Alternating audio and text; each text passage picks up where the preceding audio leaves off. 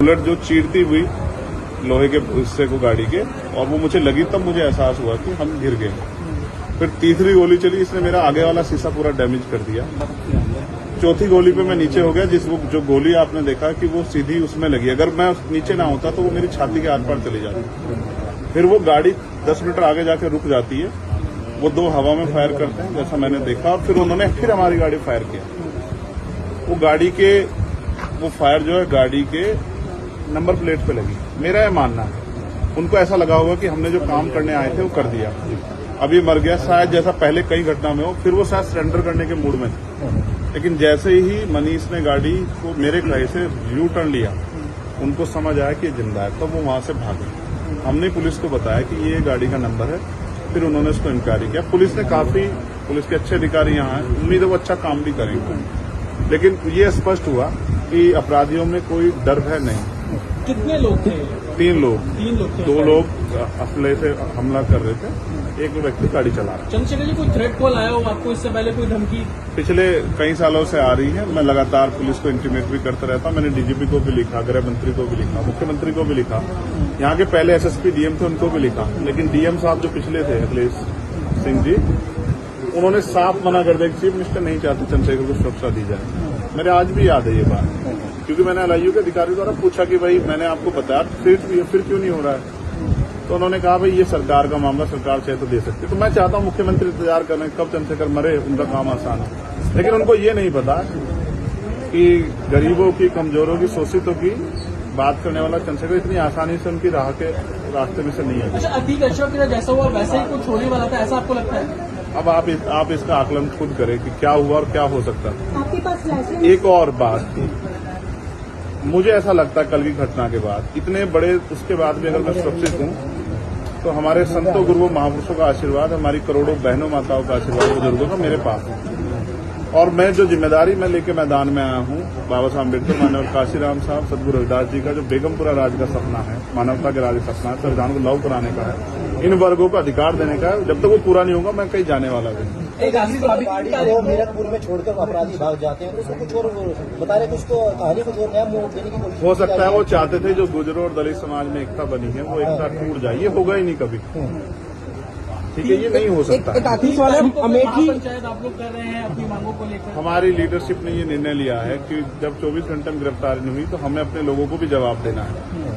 तो इसलिए शायद उन्होंने 3 तारीख का समय रखा है, मैं उसका हिस्सा बनूंगा। अमेठी के अंदर एक फेसबुक वायरल हुई है पोस्ट जिसमें आपको मारने की वो की गई है, क्या कही है उसके अलावा? ठीक है, देखिए लोकतंत्र है, उनके अधिकार है, मारे या छोड़े। मैंने कहा ना, मैं पहला थोड़ा ही जो मारा जा रहा हूँ या जिसको मारने का प्रयास किया, मुझसे पहले बहुत मरे हैं, लेकिन उनको कोई जान नहीं रहा था। मुझे लोग जानते हैं तो मेरी बात आगे बढ़ती, लेकिन मैं अपने लोगों को मरने नहीं दूंगा। ये भी मैं उनको संदेश देना चाहता हूँ। घटना होने के बाद ये पोस्ट किया है अमेठी क्षेत्रीय महासभा से कि इस बार तो बच गया, अगली बार नहीं बचेगा। देखो, मैं गोली से डरता नहीं, मैं गोली से, बंदूकों से नहीं डरता हूँ। मैं संवैधानिक रास्ते को चलता हूँ, संविधान को मानता हूँ। गोली चलाने वालों को भी कहना चाहता हूँ कुदरत उनको सद्बुद्धि दे, गलत जगह पंगा ले रहे हैं। मैं झगड़ा नहीं चाहता, मैं अपने लोगों को भी कह रहा हूँ कल से शांति बना रखो और संविधान के रास्ते चलो। वो हमें डिस्टर्ब करना चाहते हैं कि जो हम राजनीतिक ताकत हमारी बन रही हो कमजोर हो जाए, हम दूसरी दिशा चले जाएं। लेकिन ये भी एक अटूट सत्य है कि हम संविधान के जरिए जवाब देना जानते हैं, और किसी को गलतफहमी हो तो वो गलतफहमी सुधारने का समय है। वो क्यों कर रहे थे, वो पाला खींच ले, मुझे ही तो मारना है ना, वो बता दे मैं चला जाऊंगा मरने में। अगर मेरे लोगों के साथ कोई खेलना खेले, मैं तैयार हूं। अगर मेरे मरने से हमारा आंदोलन आगे बढ़ता, हमारे लोग खड़े हो, तो मुझे कोई दिक्कत नहीं है। लेकिन उनको ये समझना चाहिए कि ये आज लोकतंत्र है। गोली की भाषा से एक चंद्रशेखर मरेगा तो क्या हो जाएगा, हजारों चंद्रशेखर पैदा हो जाएंगे। ये समाज, बहुजन समाज तो उपजाऊ समाज है, एक मरेगा 1000 पैदा हो। कितने चंद्रशेखर मारोगे?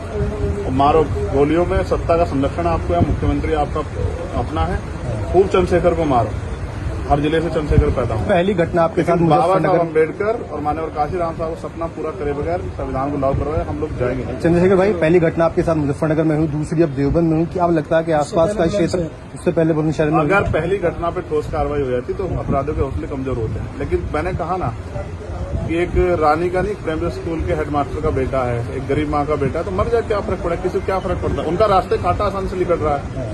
तो इसलिए उनको लगा कोई वो नहीं, लेकिन जनता समझ रही है। मेरे एक एक खून का जवाब मेरे लोग जो है ना मुझे संरक्षण देके देंगे एक आखिरी सवाल और सबक सिखाएंगे भारतीय जनता पार्टी की सरकार को, जिसके अब संरक्षण में गुंडे पड़ रहे हैं। एक आखिरी सवाल है, क्या ये पॉलिटिकल अटैक था आपको लगता है? पुलिस जांच कर रही है कि मेरे मरने से किसको फायदा हो सकता है, कौन मुझे चाहता मैं मर जाऊं। पुलिस जांच कर रही है, मुझे उम्मीद है पुलिस फेर जांच करके कोई मैनिपुलेट करके नहीं सही जवाब देगी कि उन्होंने ऐसा क्यों किया। चंद्रशेखर का जो कद बढ़ रहा है देश के अंदर, कई मुख्यमंत्रियों ने भी अब ट्वीट किया है, ओवैसी ट्वीट कर रहे हैं, कहीं और कर रहे हैं, तो इस चीज को क्या ये लगता है कुछ भी गलत होगा तो लोग बोलेंगे। अगर कल मेरी जान ही चली जाती तो लोग फिर भी तो उनको पीड़ा होती, उनको अपना भी देखना है, कल उनके साथ भी हो सकती है। ये लाइन ही विचारधारा ही गलत है कि गोली से ऊपर, और ये बीजेपी की भाषा है, गोली मारो सालों को, ये वही उसी वो उपजाऊ हो रही है। देखिए बहन जी से मेरी कोई नाराजगी नहीं, मैंने उनको हमेशा बड़ा माना, वो मुझे छोटा नहीं मानती अपने परिवार का। उनको ये घटना छोटी लगी, शायद अगर मैं मर भी जाता शायद उनको इसमें कोई शायद बुरा नहीं लगता, मुझे उनसे कोई दुख नहीं। मेरे लोग मेरे साथ हैं, ये बहुत, और वो समझ रहे हैं कि जो उनके लिए मरने को तैयार है, जिसकी जो जान पे जिसकी बनाई है वो हमारा अपना है। मेरे लोग मेरे साथ खड़े होंगे, मैं इस लड़ाई को लड़ता हूं। लगभग सभी दलों के लोग आपसे मिलने आए हैं, कैसा देखते हैं, क्या नहीं मैं उनका धन्यवाद भाजपा के भी विधायक आए मैं हैं। कह रहा हूँ बस सबका धन्यवाद करता हूँ, मगर ये है मैं ये प्रयास करूंगा कि भविष्य में ऐसा किसी के साथ ना, इसलिए लॉ एंड ऑर्डर की कानून व्यवस्था अच्छी होनी चाहिए, मुख्यमंत्री उस पर ध्यान देना चाहिए। बात चंद्रशेखर की नहीं है, बात इस प्रदेश में हो रही हजारों बहनों के साथ जो अस्मतें लुट रही है, हर महीने रेप हत्या हो रही है, लोगों की जान जा रही है, ये सब उन पर वो करता है। तो वो मुख्यमंत्री पद पर बैठे हैं, अगर वो इसको संभाल नहीं पा रहे तो क्या फायदा, फिर उनको इस्तीफा दे देना चाहिए। फिलहाल आप ठीक है, डिस्चार्ज किया जा रहा है? हाँ ठीक। आपके कार्यकर्ताओं ने आज जो है जगह जगह ज्ञापन दिया है, सहारनपुर में दिया, अगली रणनीति क्या रहेगी किस हिसाब से? कोई रणनीति नहीं, पार्टी के सीनियर लीडर जो तय करेंगे हम लोग उस पर काम करेंगे। और दूसरा मेरे पीठ में जहाँ गोली लगी है वहाँ ड्रेसिंग जारी है, ठीक है, पहले से आराम है, बस एक जलन और घाव है, जख्म वो तो है ही, सांस लेने में दिक्कत थी, बीपी जो है फ्लक्चुएट हो रहा था, फ्लक्चुएट अप डाउन हो रहा था, वो ठीक है पहले से। ठीक है, चलो ठीक है।